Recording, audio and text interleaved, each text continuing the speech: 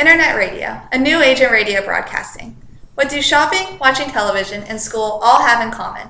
They are all activities that have moved into the online world. Radio is also making the step into the online frontier. Pandora and iTunes Radio, as well as traditional radio stations streaming online, are all evidence of this step. Radio has been a part of life in America for almost 100 years, and with the growing use of electronics and internet rather than traditional means, it is important for radio to make this step into the online world. Internet radio is still growing, but its increasing popularity seems to indicate that this could be the new age in radio broadcasting. Online radio first emerged in 1993 when technologist Carl Malman founded the first internet radio station called Internet Talk Radio. This show interviewed a new computer expert each week, which was an appropriate topic for the emerging field of online radio. Charlotta Buxton reports that in 1995, slightly more mainstream audio players started becoming available. However, it was not until 1996 that the first U.S. internet radio station was created. Edward Lyman created SonicWave.com, which was legally licensed by both the American Society of Composers, Authors, and Publishers and Broadcast Music, Inc. This station broadcasted live, 24 hours a day on the internet. Buxton also reports, in the early 2000s, internet radio stations were able to increase their stream quality as bandwidth speeds started rising in most households. Charlotta Buxton, August 9, 2013, The History of Online Radio Part 1, retrieved online May 1, 2014. The growth of internet radio seemed to be on a fast climb to success.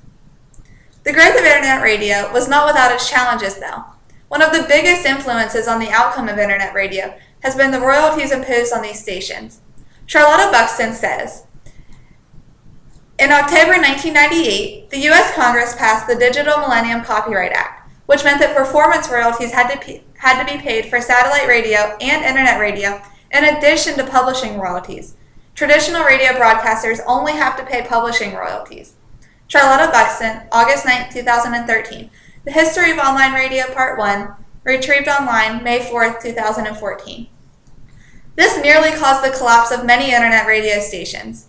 Michael Keith reports that after the establishment of the Digital Millennium Copyright Act, radio industry publisher Eric Rhodes made this observation. With the current fees, the economics do not make sense for anyone intent on building a business from this. Unless Congress steps in and makes a change, the RIAA, Recording Industry Association of America, fees are unreasonable and will kill the music side of online radio.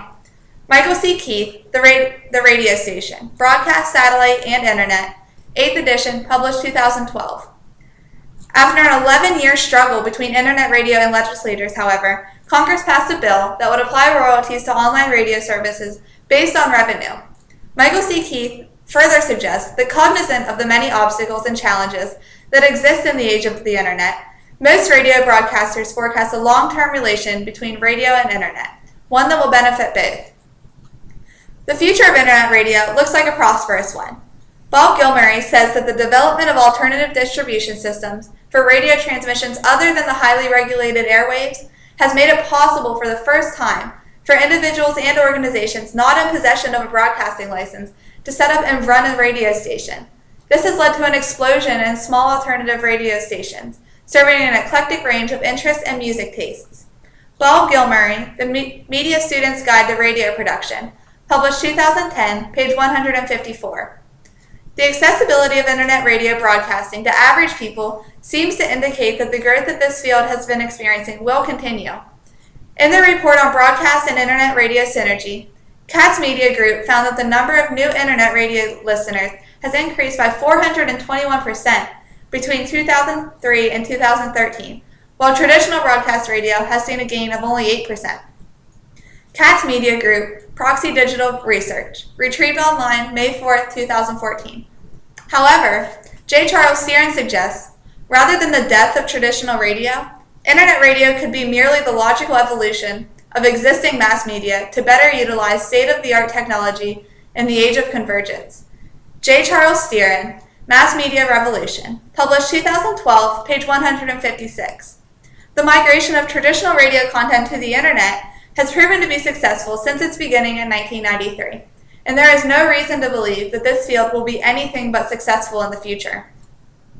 Since its humble beginnings in 1993, internet radio has been on the fast track to success.